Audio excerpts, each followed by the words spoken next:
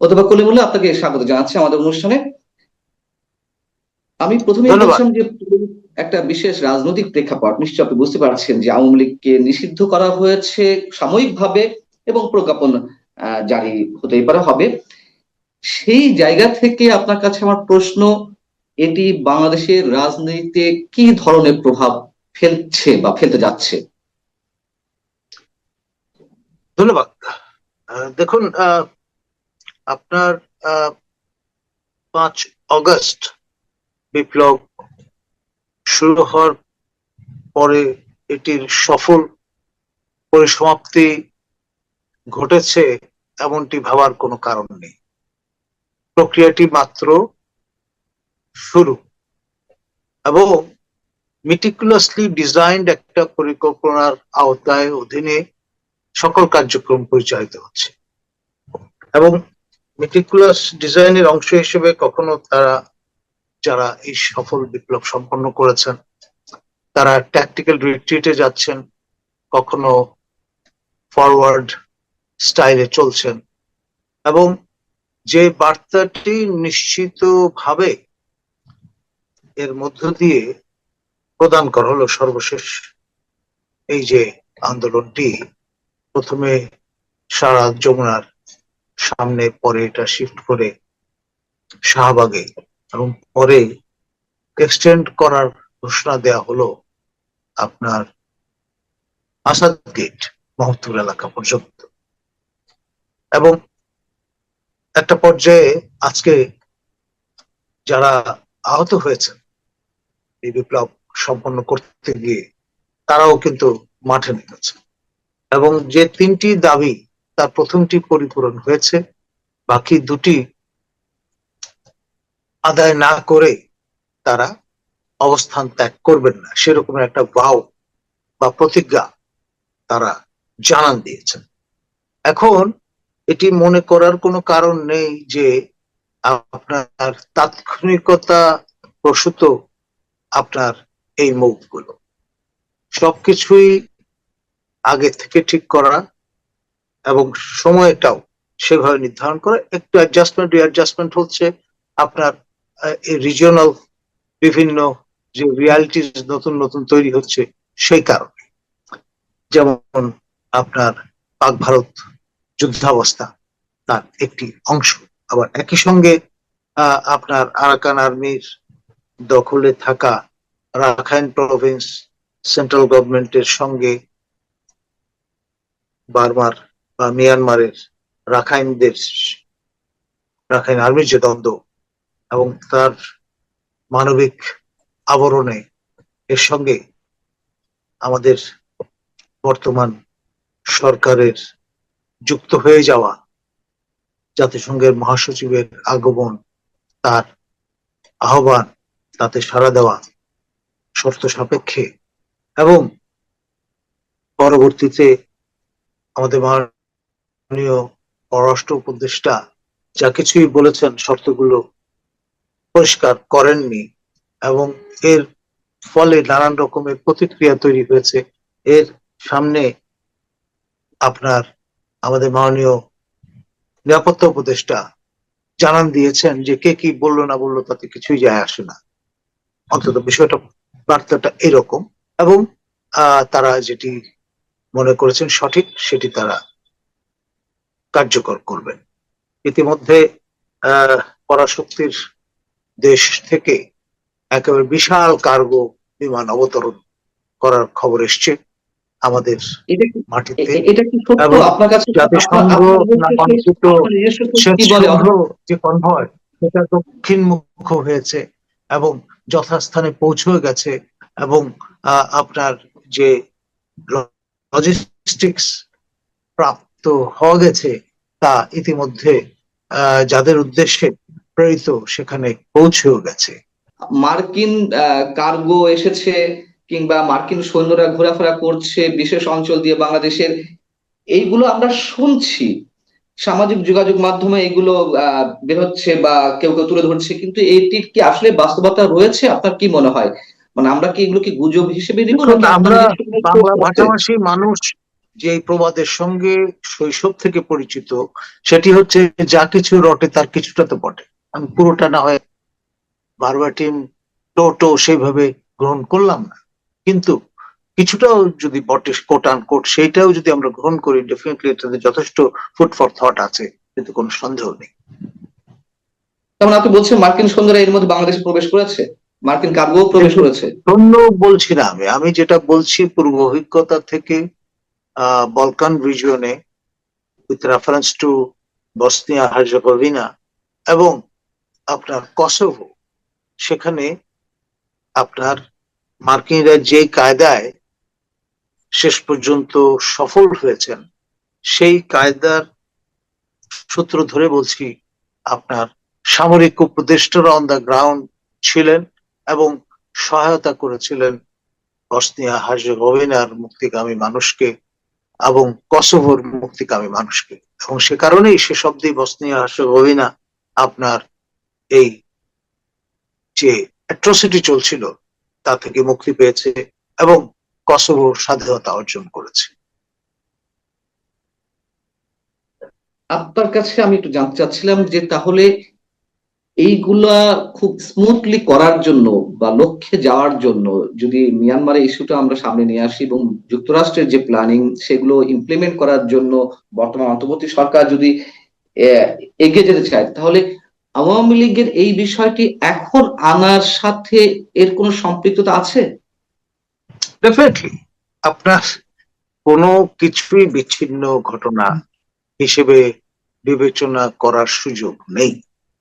ধরুন আওয়ামী লীগের ইস্যুটা খুব ইমোটিভ একটা ইস্যু। যারা অগাস্ট বিপ্লব সফল করতে অগ্রণী ভূমিকায় ছিলেন, তাদের স্পেসটা আপনার নিষ্কণ্টক করাটা দরকার, এবং সেজন্যই আপনার আওয়ামী লীগের ভাগ্যে এই সিদ্ধান্তটি জুটেছে এবং কর্মদিবস কালকে প্রজ্ঞাপনও জারি হয়ে গেল।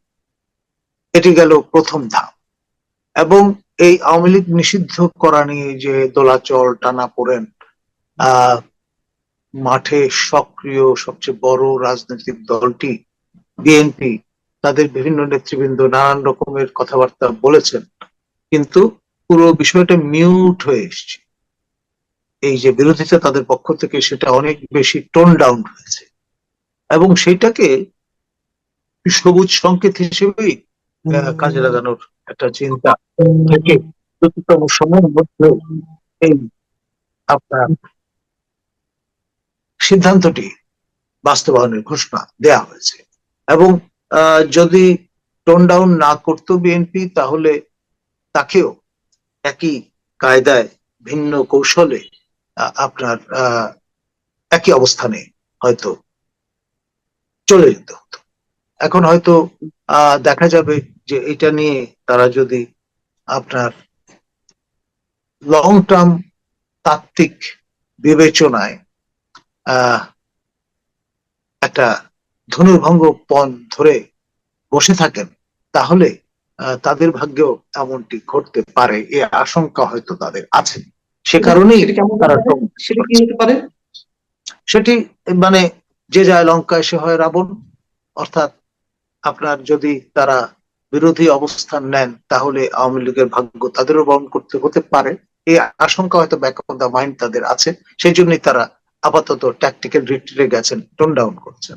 যুক্তরাষ্ট্র যদি মিয়ানমারে, তার মানে প্রকারান্তরে চীনের সাম্রাজ্য, সেখানে প্রবেশ করে, চীন কি পুরো ছেড়ে দিয়ে বসে থাকবে?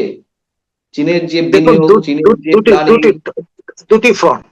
এই ফ্রন্টে মিয়ানমার, যেখানে আরাকান আর্মি ইতিমধ্যে দখল নিয়ে বসে আছে এবং তাদেরকে সর্বরকম লজিস্টিক সাপোর্ট প্রদান করার জন্যই মূলত বার্মা অ্যাক্ট প্রণয়ন করা হয়েছে বাইডেনের আমলে। তার ধারাবাহিকতায় এখন আপনার মানবিক প্রদান করছে। একইভাবে আপনার পাকিস্তান থেকে বেলুচিস্তান যাতে স্বাধীন হয়ে যায়, সেটার একটা প্রক্রিয়া কিন্তু শুরু হয়েছে। বালুচরা খুব রেস্টিভ এবং ইন্ডিয়ান অ্যাক্টিভ কনসিডারেশন আছে। বালুচ লিবারেশন আর্মি যদি তাদের দূতাবাস খুলতে চায় দিল্লিতে, সে ব্যাপারে তারা হয়তো সহায়তা প্রদান করতে পারে। কেন? সেটা মার্কিন এবং ভারতের স্বার্থের অনুকূলে যায়, কোয়েনসাইড করে। তো ফলে এই জি। টু প্রং আপনার স্ট্র্যাটেজিতে আপনার চীন একটা পর্যায়ে আর ডিফেন্সিভ থাকবে না। তখনই আপনার তাদের যে প্রক্সি, যেমন পাকিস্তান আপনার ভারতের সঙ্গে এয়ার কম্বেটে গেছে, আবার একইভাবে আপনার মিয়ানমারের যে কেন্দ্রীয় সরকার নেপিডো থেকে হয়তো দেখা যাবে যে তারা অ্যাসার্ট করবার চেষ্টা করছে, এবং তাদের এয়ার সুপিরিয়রিটি আছে যেটা পাকিস্তানেরও আছে, এবং সেটা ডেমনস্ট্রেশন আমরা লক্ষ্য করেছি কদিন ধরে। একই রকম ভাবে সেই ফ্রন্টটা হয়তো ওপেন হবে বাংলাদেশ হবে হার্ড হিট, এতে কোনো সন্দেহ নেই। আপনি আগুন নিয়ে খেলছেন, এখন আগুনের আঁচ আপনি পাবেন না, সেটা তো হতে পারে না। নিঃসন্দেহে ভারত কি রোল প্লে করবে, যেহেতু তাদের সীমান্ত রয়েছে, ভারত তাদের পড়ে territorial গেছে রয়েছে? উভয় সংকটে। ওই যে বললাম, চীন প্রভিন্সের সঙ্গে মিয়ানমারের তাদের যে সংলগ্ন এলাকা আছে আপনার এই মিজোরামে, উভয় অংশই কিন্তু খ্রিস্টান, এবং এথনিক টাইজ খুবই আপনার ঘনিষ্ঠ। তো ফলে তাদেরকে খুব সন্তর্পণে এবং যেটাকে বলবো অনেক চিন্তা ভাবনা করে অগ্রসর হতে হচ্ছে। আর আওয়ামী লীগ ইস্যুতে ভারত কোনো রোল কি প্লে করবে? আপনার ভারত ন্যাচারালি চাইবে তাদের কন্ডুইট হিসাবে তাদের ইন্টারেস্ট প্রোটেক্ট করার জন্য, তাদের যেহেতু একটা হবলবিং আছে আওয়ামী লীগের সঙ্গে, আওয়ামী লীগের টপ ব্রাসদের সঙ্গে, সেই জন্য তারা হয়তো আপনার তাদেরকে ঠেলে দিতে পারে এক ধরনের সংঘাতের দিকে, এবং প্রক্সি হিসাবে তারা হয়তো ভূমিকা পালন করার চেষ্টা করতে পারে, এবং তার ফলে আমাদের মাহফুজ মহোদয় যে আশঙ্কাটি ব্যক্ত করেছেন, গৃহযুদ্ধের সূচনা হতে পারে।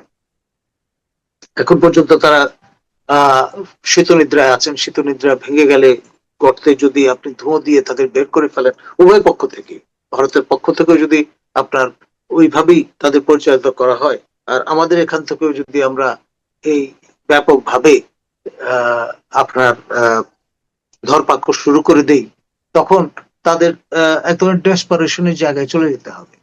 এমনিও মারা যাবো, এমনিও মারা যাবো, লেটস ফাইট ব্যাক, এরকম একটা স্ট্যান্ড তারা নিয়ে বসতে পারেন। তার ফলে তখন কিন্তু পরিস্থিতিটা এখন যেরকম আছে এমনটি থাকবে না। আপনি মাহফুজ আলমের গৃহযুদ্ধের কথা বলছিলেন, এই গৃহযুদ্ধটা কি অবশ্যম্ভাবী আপনার কাছে মনে হচ্ছে? দেখুন, যদি কোর্স অফ ইভেন্টস এভাবে যায়, অগ্রসর হয়, তাহলে এটা অবশ্যম্ভাবী, কারণ বিষয়টা অমীমাংসিত থাকতে পারে না কালের পর কাল ধরে। এটাকে অবশ্যই মীমাংসিত হতে হবে, এবং সেটার জন্য এসপার ওসপার একটা জায়গায় কিন্তু আমরা চলে গেছি।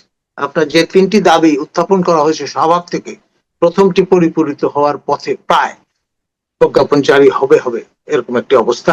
আরো যে দুটি দাবি আছে, সেই বিপ্লবের যে ইস্তেহার এবং আপনার আরেকটি দাবি যারা তুলেছেন, এগুলো পরিপূরণ হবে, এটা নিশ্চিত, এতে কোনো সন্দেহ নেই। হয়তো সময় তারা বেঁধে দিয়েছেন 30 দিন ইত্যাদি, দেখতে দেখতে মাস চলে যাবে, কিন্তু সেটি যখন চূড়ান্ত রূপ পরিগ্রহ করবে, তখন এখানে এই যে আমাদের মহামান্য রাষ্ট্রপতি শাহাবুদ্দিন চুপ্পু কিংবা আমাদের মাননীয় সেনাপ্রধান ওয়াকারুজ্জামানের ইস্যুগুলো কিন্তু ফোরফ্রন্টে চলে আসবে, আনরিজলভ থাকবে না। এখন এই টানাপোড়েনে পড়ে যেটা হতে পারে, আমাদের আমি তাত্ত্বিক ভাবে বলছি, তারা যদি ফাইট ব্যাক করেন, তাহলে হয়তো দেখা যাবে যে আসলেই গৃহযুদ্ধমূলক পরিস্থিতি অন দ্য গ্রাউন্ড তৈরি হয়ে গেছে। এই যুদ্ধের পক্ষ বিপক্ষ কারা, কাদের মধ্যে যুদ্ধটা হবে আপনি কি মনে করছেন? এখন ধরুন, যারা আপনার এই দাবিগুলো উত্থাপন করেছেন, শাহবাগে এবং এলসওয়্যার ব্লকের তৈরির ঘোষণা দিয়েছেন, তারা মীমাংসা না করে বাড়ি ফিরবেন না, তারা একটি পক্ষ। আর এর বিপরীতে এই শাহাবুদ্দিন চুপ্পুর নেতৃত্বে যারা আছেন, তাকে যারা তার প্রতি অনুগত, এবং তিনি তো এটা বলার অপেক্ষা রাখে না, আওয়ামী লীগের দ্বারা নির্বাচিত, সংসদের দ্বারা নির্বাচিত রাষ্ট্রপতি, তার এলিজেন্স তো পরিষ্কার। তিনি এখন যে অবস্থায় থাকুন না কেন, at the end of the day যখন বিভাজনটা বিষয় আসবে, তাকে তো পক্ষ বিপক্ষ নিতেই হবে। এখানে আমাদের অস্তিত্বের কোনো প্রশ্ন জড়িয়ে আছে কিনা? মুক্তিযুদ্ধ পক্ষ বিপক্ষের শক্তিকার মধ্যে কোনো দ্বন্দ্ব, সংঘাত, সংঘর্ষ, ইভেন যুদ্ধের কথা যদি আমরা বলি, সেটাও কি আপনি আশঙ্কা করছেন? আমি অবাক হব না, কারণ হচ্ছে কি, বিষয়গুলো ওয়ান্স ফর অল মীমাংসিত হতে হবে। তা না হলে একটি দেশ এভাবে চলবে না, চলতে পারে না। আমার এই দেশ তৃতীয় বৃহৎ দেশ এই রিজিয়নে, ভারত, পাকিস্তান, বাংলাদেশ। এবং আমি আবারও বলছি, ইসরায়েল রাষ্ট্রের জন্ম না হলে পাকিস্তান রাষ্ট্রের জন্ম হতো না, পাকিস্তান রাষ্ট্রের জন্ম না হলে এই অবয়বে বাংলাদেশ রাষ্ট্রের জন্ম হতো না। সুতরাং এখানে ভারত একটা ফ্যাক্টর। ভারতের যে টপ নেতৃত্ব, নেহেরু বলুন, আপনার বল্লভভাই প্যাটেল বলুন, তারা সবসময় বিশ্বাস করতেন পাকিস্তান রাষ্ট্রটি আলটিমেটলি উইদার্ড হয়ে যাবে shortly. For the time being তারা এই বিল গ্রহণ করছেন উইথ দ্য আন্ডারস্ট্যান্ডিং যে এটির মীমাংসা হয়ে যাবে। এবং যখন 71-এ এই দেশটি বিভক্ত হয়ে গেল, তখন একটা ফেজ শেষ হলো, এখন দ্বিতীয় ফেজ চলছে। এবং যার অংশ হিসেবে তারা চিন্তা করছেন বালুচিস্তানকে তারা স্বীকৃতি প্রদান করলেও করতে পারেন 71-এ বাংলাদেশ রাষ্ট্রকে যেভাবে স্বীকৃতি প্রদান করেছিল ইসরায়েল, ভারত এবং ভুটান। একই রকম ভাবে বালুচিস্তানকে স্বীকৃতি দেবার একটা পর্যায়ে অবস্থান করছে ইসরায়েল, ভারত এবং ভুটান। আমি একটু প্রফেসর কলিমুল্লাহ, যেই উদ্দেশ্য সামনে রয়েছে একটি বিশেষ শক্তির, মিয়ানমারের কথিত মানবিক করিডোর দেওয়ার বিষয়টি, এটা কি ইমপ্লিমেন্ট হবেই? আপনার কাছে কি মনে হয় যে এই এটি সিদ্ধান্ত বাস্তবায়ন হবেই? অনিবার্য, অনিবার্য এই কারণে যে এটা গ্র্যান্ড একটা স্কিমের অংশ। রিড্রয়িং অফ দ্য ওয়ার্ল্ড ম্যাপ তারই অংশ। আপনার বলকানাইজেশন অফ আওয়ার নেইবার্স সেটি তার অংশ। এবং রিড্রয়িং অফ দ্য ওয়ার্ল্ড ম্যাপ সেই লক্ষ্যেই প্রণীত হয়েছে। সিমটম গুলো কি কি দেখছেন আপনি রাজনীতির মধ্যে, বা বর্তমানে যে যে ঘটনাগুলো মানে আমরা দেখলাম আওয়ামী লীগ তার মধ্যে নিষিদ্ধ করুন তার একটি অংশ, এবং আপনার বাকি যে দাবি দেওয়াগুলো আছে চমৎকার ভাবে ফিট ইন করে এর সঙ্গে। এবং আপনার এই যে মানবিক করিডোর দেয়া, তারপরে বেলুচিস্তান বিচ্ছিন্ন করবার যে চেষ্টা, তারপর আপনার পানি বন্ধ করে দেওয়ার যে হুমকি, এই সবকিছুই কিন্তু একই সূত্রে গাঁথা। পানি বন্টনের চুক্তিটি কার্যকর করার ক্ষেত্রে গুরুত্বপূর্ণ ভূমিকা পালন করেছিল ব্রিটেন ইনস্টিটিউশন, ওয়ার্ল্ড ব্যাংক। আর এখন যে অবস্থাটি তৈরি হয়েছে, আপনি ওয়ার্ল্ড ব্যাংকের পক্ষ থেকে কোনো আওয়াজ পাচ্ছেন? আর পাকিস্তানিরা যদি আপনার তাদের এই নিউক্লিয়ার অপশন ব্যবহার করে, তাদের সব টার্গেট হবে কলকাতা এবং ফারাক্কাবাদ। আমি বাংলাদেশের ডোমেস্টিক পলিটিক্সে আমাদের যে রাজনৈতিক দলগুলো রয়েছে, তারা কি নির্বাক হয়ে থাকবে? তাদের কোনো ধরনের প্রতিবাদ আসবে না? আপনি কি এই জায়গায় আপনার বিশ্লেষণটা কি? অথবা তারা যদি চুপ করে থাকেই, তাহলে আর বাংলাদেশের জন্য লড়বে কে? দেখুন, আপনার এখানটায় ঝুঁকি নিতে কেউ রাজি নয়। সে কারণেই তারা ওয়েট অ্যান্ড সি এই পলিসি পার্সু করছেন। বেড়ালের গলায় ঘন্টা বাঁধবে কে, এটি খুব পুরনো একটি প্রবাদ, এবং বাঙালি চরিত্র তার সঙ্গে চমৎকারভাবে ফিটিং করে। নিজেরা কখনো অগ্রসর হয়ে যে ঘন্টাটা বেঁধে দেবেন, সেই জন্য অনন্তকাল প্রয়োজন অপেক্ষা করবেন, তবু অগ্রসর হতে চাইবেন না। তারা আন্তর্জাতিক শক্তি নিশ্চয়ের উপর অনেক বেশি পরিমাণে ডিপেন্ডেন্ট হয়ে গেছেন এবং অপেক্ষা করতে ভালোবাসছেন। আমি এবার একটু বিএনপির ভবিষ্যৎটা আপনি আগে যদি একটু বলতে চাচ্ছিলাম, আমি একটু ক্লিয়ার না। আপনি বিএনপি কেন ছাড় দিচ্ছে? বিএনপি কেন দোদুল্যমনতায় বা চুপচাপ, মানে খুব বোল্ডলি কোনো ভয়েস রেজ করতে পারছে না? প্রবলেমটা ওইখানে, যে কারণে তাদের ক্ল্যারিয়ন কল প্রদান করা হয়েছে যে আসুন শাহবাগী, তারা কিন্তু শেষ অবধি সেখানে হাজির হননি। এক। দ্বিতীয়ত, আপনার একটা অনিশ্চিত গন্তব্যের দিকে যখন দেশ অগ্রসর হচ্ছে, তখন আপনার বুঝে শুনে পা ফেলা ভালো। কারণ এই রিজিওনাল পাওয়ার ভারত আর রাশিয়া তারাও কিন্তু ম্যাটার করে। এক। চীন এর প্রতি এক ধরনের ভালোবাসা তাদের আছে, তারা তাদের ডেলিগেশন হাজির করেছিলেন চীনে।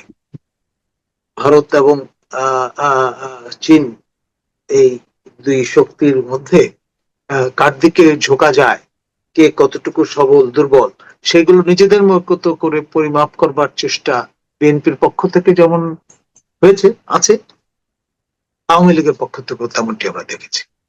এখন কি এই বাংলাদেশ আন্তর্জাতিক খেলার মানে এটা কি বলা যায়, বড় ক্যানভাসে পরিণত হয়েছে? আপনার বিচ্ছিন্ন নয়। একটা সময় ছিল, আমি আগেও বলেছি আপনার শোতে, পৃথিবীটা ছিল ইউরোসেন্ট্রিক, তারপর এটা হচ্ছে north Atlantic centric, 21st century Asia centric, এবং এশিয়ার সবচেয়ে গুরুত্বপূর্ণ অঞ্চল হচ্ছে এখন দক্ষিণ এশিয়া, এবং সেখানে আমরা থার্ড লার্জ অ্যাক্টর। তো ফলে আপনি ইগনোর করবেন কি করে? সবকিছু মিলিয়ে উপসংহারে আপনি কি বলবেন, কোন দিকে আমরা যাচ্ছি, ভবিষ্যৎটা কি আমাদের সাধারণ মানুষের, বাংলাদেশের? বাংলাদেশ একটা ক্রস রোডে দাঁড়িয়ে আছে এবং খুব গুরুত্বপূর্ণ একটা টার্নিং পয়েন্ট। আমাদের খুব বুঝে শুনে অগ্রসর হওয়াটা ভালো। আমি ইকো করব আমাদের মাননীয় নিরাপত্তা উপদেষ্টা সেই বক্তব্য। কে কি ভাবলো তাতে কিছুই যায় আসে না। আমাদের জাতীয় স্বার্থ আমাদেরই বিবেচনায় নিতে হবে। সরকারকে যদি, অন্তর্বর্তী সরকারকে দীর্ঘদিন আপনার ড্রাইভিং সিটে থাকতে হয়, তাহলে সবকিছু ইগনোর করতে হবে। আর রিফর্ম যে কোনো মূল্যে তাদের প্রয়োজনে, আন্তর্জাতিক সম্প্রদায়ের প্রয়োজনে কার্যকর করাটা অনিবার্য একটা বাস্তবতা। সেটি করতে তারা যদি ব্যর্থ হন, তারা যদি ডিলে র্যালি করেন, তাহলে তারা নিজেরাই ক্ষমতায় আর থাকতে পারবেন না বা রেলেভেন্ট বলে বিবেচিত হবেন না আন্তর্জাতিক সম্প্রদায়ের কাছে। সেখানে তারা আর খেলবে কারা? এখানে তো এখন যুক্তরাষ্ট্র খেলছে, তারা যে ক্ষমতায় থাকবে না, তাহলে সেই খেলা কে খেলবে? তখন হয়তো দেখা যাবে এই টিম যদি না পারে বি টিম আসবে, সি টিম আসবে, কিন্তু এই অন্তর্বর্তী যে আপনার রিফর্ম স্পেস, সেটি কন্টিনিউ করবে। যদি না অন্য একটা আপনার ভারত, রাশিয়া, চায়না, তারা যদি ভিন্ন রকমের অ্যাপ্রোচ না নেয়।